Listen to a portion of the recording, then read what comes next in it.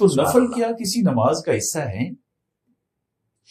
دیکھیں نفل کا لفظی معنی ہی ہے زائد، نفل ہوتا ہی زائد نہیں، ہم اسٹریٹ اوے جواب دیں گے، اسٹریٹ اوے نماز کا حصہ نہیں ہے بالکل، مطلب نماز جو ہے نا اصل میں میں عرض کرتا ہوں نماز کا حصہ بنتی ہیں چیزیں لیکن اپنے لیول پہ جا کے بنتی ہیں۔ صحیح، بنیادی طور پر نماز ہے فرض، بالکل ٹھیک، اور اللہ نے فرض پوچھنے ہیں۔ صحیح، اس کے بعد سنتیں وہ نوافل ہیں، سنتیں وہ نوافل ہیں جو نبی کریم صلی اللہ علیہ وسلم ادا کرتے رہے، وہ نوافل نہیں۔ ابھی ہم تھوڑا سا نا کنفیوز ہو جائیں گے نا، عام بندے کو اس سطح پہ نہیں، بس عام بندے کے لیے میں آپ کے سوال کو آپ میرا سوال لے لیں، اس کے بعد بات دیکھیں۔ ایک ہو گئے فرض، ہم ساری پبلک اس کو جانتی ہے، چلے وطر کو واجب یا فرض ضروری ترین ہم سمجھتے ہیں، اس کے بعد سنت موقدہ ہو گئی، سنت خیر موقدہ ہو گئی، وہ ٹھیک ہے، اس کو نفل کہہ لیں یا موقدہ کہہ لیں یا غیر موقدہ۔ یہ جو نفل ہیں، جیسے کہ زور کی نماز میں آخر میں 2 نفل ہیں جو صرف نفل کے نام سے ہی بولے جاتے ہیں، میں صرف ابھی ان کا سوال ہے، نفل میں سے کوئی بھی نفل نماز کا حصہ نہیں۔ اچھا، یہ تو ایک پکی بات ہو گئی نا، مطلب میں وہ سب کو کہتا ہوں کہ یہ بتانے میں مسئلہ کیا ہے عوام کو کہ بھائی یہ ضروری ہے اور یہ غیر ضروری ہے۔ اب یہ جو آپ نے قمیض پہنا ہے، میں نے، یہ بہت ضروری ہے، یہ نفل ہے مطلب کر لیں تو اچھی بات ہے، نہ کریں تو کوئی ضروری نہیں ہے۔ اچھا، یہ بڑی مہربانی آپ نے بتا دیا۔ اب یہ جو واجب ہے وطر، جی سب سریم کہتے ہیں، اب وطر کے ہم نے یہ پڑھا ہے کہ یہ تو جی تہجد کی نماز ہے، اور یہ بھی ساتھ تاکیدن کے جی ضرور پڑھیں، وہ ایک الگ بات ہے، وہ میں آپ سے پوچھوں گا 1 3 5 والی بات۔ اچھا، کوشچن یہ ہے کہ اگر یہ اتنی تاکید ہے کہ لازمی پڑھیں، اور اس کو حنفی والے فقہ والے تو کم از کم واجب ہی کہتے ہیں، فرض کے قریب، تو پھر نمازیں 6 بنتی ہیں یا 5 بنتی ہیں؟ اصل میں جو بات ہے نا گنتی کی نہیں ہے، جی مسئلہ یہ ہے کہ وطر کی حیثیت کیا ہے۔ دیکھیں وطر کے بارے میں عبداللہ بن عمر رضی اللہ تعالیٰ عنہ سے کسی نے پوچھا کہ حضرت یہ وطر جو ہے واجب ہے کہ سنت ہے؟ اچھا، یہ واجب والا معاملہ بھی سن لیجئے، یہ واجب اور فرض میں جو فرق رکھا ہوا ہے یہ فقہا کا بتایا ہوا فرق ہے، ایسی ہے، یہ یعنی کیٹیگریز ہم نے بنائی ہیں عوام کو دین سمجھانے کی، وگرنہ فرض اور واجب میں مقصدیت کے اعتبار سے اور فرضیت کے اعتبار سے کوئی فرق نہیں ہے۔ وہ صرف علماء نے یہ فرق رکھا ہے فقہا نے کہ جو قرآن کے ذریعے فرض ہو وہ فرض ہے، اور جو نبی پاک صلی اللہ علیہ وسلم کے فرمان کے ذریعے فرض ہو وہ واجب ہے۔ حالانکہ وہ چھوڑنے سے بھی گناہ ہوتا ہے، وہ چھوڑنے سے بھی گناہ ہوتا ہے، لہذا وہ ایک ہی ہے مقصدیت کے اعتبار سے۔ اچھا، تو ایک شخص پوچھتا ہے حضرت عبداللہ بن عمر رضی اللہ تعالیٰ سے کہ وطر واجب ہے کہ سنت ہے؟ وہ آگے سے کہتے ہیں اللہ کے رسول صلی اللہ علیہ وسلم وطر پڑھتے تھے اور صحابہ بھی پڑھتے تھے۔ سبحان اللہ، کتنا خوبصورت جواب ہے۔ وہ پھر کہتا ہے یہ سنت ہے کہ واجب ہے؟ انہوں نے پھر وہی جواب دیا۔ اچھا، تیسری وقت پھر پوچھتا ہے تو انہوں نے کہا کہ اللہ تعاقل، تو سمجھتا نہیں اس بات کو کہ اللہ کے رسول بھی پڑھتے تھے صلی اللہ علیہ وسلم اور صحابہ بھی پڑھتے تھے، لہٰذا بات اصل میں یہ ہے اور وطر دیکھیں پڑھنے چاہیے۔ بات یہ نبی کریم صلی اللہ علیہ وسلم ایک موقع ایسا ہے کہ جب آپ نے وطر نہیں پڑھی، اور یہ موقع ہے مزدلفہ کی رات کا۔ مزدلفہ کی رات جب نبی پاک صلی اللہ علیہ وسلم حج کر کے عرفات سے واپس تشریف لائے تو آپ نے مغرب اور عشاء اکٹھی نماز پڑھی، اور آپ نے 3 فرض مغرب کے پڑھے، 2 فرض آپ نے عشاء کے پڑھے، اور وطر آپ نے نہیں پڑھے۔ اور نبی کریم صلی اللہ علیہ وسلم کے بارے میں جمہور کی رائے یہ ہے کہ آپ کے اوپر تہجد فرض تھی، اس رات آپ نے تہجد بھی نہیں پڑھی۔ اس کا مطلب ہے اس رات سونا فرض ہے۔ نبی پاک صلی اللہ علیہ وسلم تو احکام دیکھنا بدل جاتے ہیں، میں یہی عرض کر رہا ہوں، وطر چھوڑ دیے تو اس کا مطلب ہے کسی وقت اگر وطر رہ گئے تو آدمی یہ نہ سمجھے کہ مجھ سے کوئی بہت بڑی غلطی ہو گئی ہے۔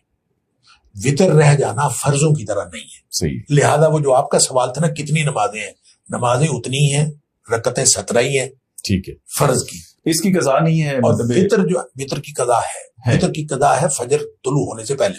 اگر فجر آپ کی نکل گئی ہے پھر اس کے بعد قضا تو نہیں ہے، البتہ آپ اگر محسوس کرتے ہیں، اور ظاہر ہر شخص محسوس کرتا ہے نمازی آدمی کہ میں اگر وطر پڑھتا تو مجھے بڑا فائدہ ہوتا اس کا، تو وہ پھر آپ اس کے ازالے کے لیے پڑھ سکتے ہیں، لیکن وہ پھر آپ وطر نہیں پڑھیں گے، جفت پڑھیں گے۔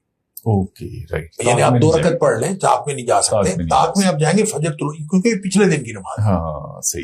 اور جب آپ کا فجر طلوع ہو گئی اور اس کے بعد آپ نے پڑھنے ہیں، یعنی سورج نکلنے کے بعد اشراق کے ساتھ 2 نفل پڑھ لیں، تو انشاءاللہ وطر کا خسارہ پورا ہو جائے گا. ٹھیک ہو گیا. اب وطر میں لیکن فجر تک اگر آپ کو آنکھ کھل گئی ہے جی آپ سنتوں سے پڑھ لیں. بالکل ٹھیک ہے. اچھا وطر میں دیکھیں نا یہ ہے کہ آپ 1 بھی پڑھ سکتے ہیں, 3 بھی, 5 بھی, مطلب طاق اینی طاق نمبر.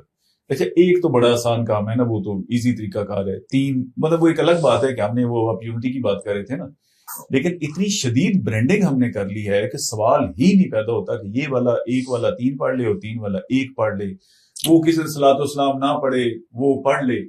وہ ایک مولوی صاحب سے وہ کر رہے تھے نا کہ صلاۃ والسلام آپ پڑھتے ہیں تو بڑا گناہ ہوتا ہے, تو یہ تو پہلے ایسے, تو اس نے کہا یہ جو آپ کو برا مارتے ہیں پھر وہ کیا ہے, وہ کرتے ہیں نا تھوڑا سا اسپیکر چیک. اچھا وہ ایک علیحدہ بات ہے. 5 کا میں آپ سے جنرلی ایک جاننا چاہتا ہوں کہ اگر 5 میں ہم آتے ہیں تو اس کا کیا طریقہ ہوگا, کہ 2 کر کے پڑھیں گے اور ایک اکیلا, یا کیسے؟ دیکھیں نبی کریم صلی اللہ علیہ وسلم نے عام طور پہ جو آپ کا طریقہ یہ تھا, آپ جب 3 وطر بھی پڑھتے تھے تو آپ 2 رکعت پڑھ کے سلام پھیر لیتے تھے, پھر آپ 1 رکعت ایک سے طاق بناتے تھے. اچھا یہ تو 3 وطر کا. لیکن 3 وطر کا حضرت عائشہ صدیقہ رضی اللہ تعالیٰ عنہا سے روایت ہے کہ 3 نبی پاک صلی اللہ علیہ وسلم اکٹھے بھی پڑھے ہیں.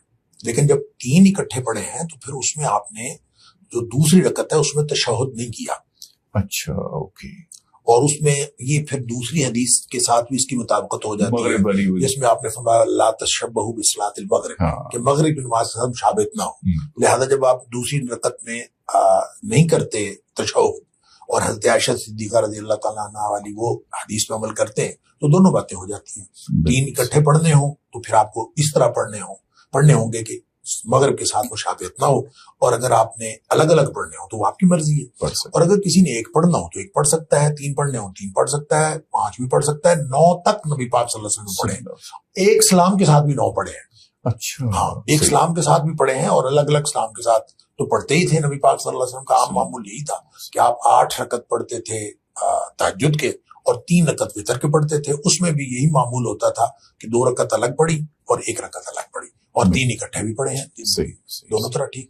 اچھا یہ عجیب بات ہے جو آپ نے سوال پوچھا نا دونوں طرح, جی اس میں یعنی جھگڑے کی کیا بات ہے. میں آپ کو بتاؤں, میں ایک دن نا کسی پروگرام میں تھا تو مجھے کسی نے لائیو کوسچن پوچھ لیا کہ یہ جو قنوت کی دعا ہے وتر کی, قنوت وتر, یہ رکوع سے پہلے ہے یا رکوع کے بعد ہے, ہاتھ اٹھا کے ہے یا ہاتھ اٹھائے بغیر.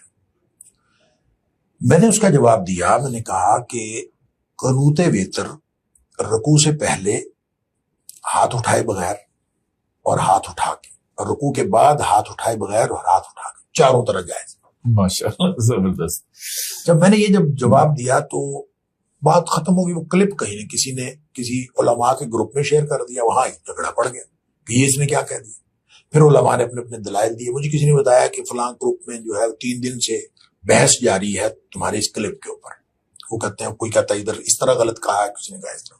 تو خیر میں نے 30 دن جب وہ بحث کنکلوڈ ہو رہی تھی, میں کسی میں حصہ تو نہیں لیتا اس طرح کی بحثوں میں, تو جب کنکلوڈ ہو رہی تھی تو خود ہی انہوں نے مختلف دلائل کا جائزہ لینے کے بعد کہا اگر یہ بات ہے اور یہ بات ہے اور یہ بات ہے تو اس کا مطلب ہے یہ بات تو احمد کی ٹھیک ہے. مجھے کسی نے پوچھا تو میں نے ان سے کہا کہ یہ تو میں نے 4 کہے تھے ٹھیک, میں ایک 5واں طریقہ بھی سمجھتا ہوں ٹھیک. وہ کہتا وہ کون سا؟ میں نے کہا دعائے قنوت نہ بھی پڑھے تو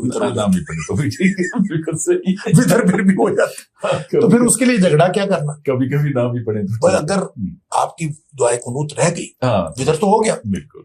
اس لیے یہ کہنا کہ رکوع سے پہلے پڑھنے سے نماز ہوتی ہے, بعد میں پڑھنے سے نہیں ہوتی, بعد میں پڑھنے سے ہوتی پہلے, یہ درست نہیں. جب دیکھیں شریعت میں کچھ چیزیں ایسی ہیں جس میں جو فکسڈ ہے, ہارڈ اینڈ فاسٹ, اس کے اندر اگر ہم شریعت کی خلاف ورزی کریں گے تو درست نہیں. بالکل. بعض چیزیں ایسی ہیں جس میں ہمیں دلائل ملتے ہیں. آپ کو یہ بھی دلیل ملتی ہے, کوئی کمزور ہے کوئی زیادہ مضبوط ہے, اس میں میرا خیال ہے آپ جس بھی نقطہ نظر کے قائل ہوں خود, لیکن دوسرے نقطہ نظر والے کو ڈیو ریسپیکٹ دے دیں, اس کو اجازت تو دے دیں, زندگی گزارنے کی اجازت تو دے نا. خوبصورت بات.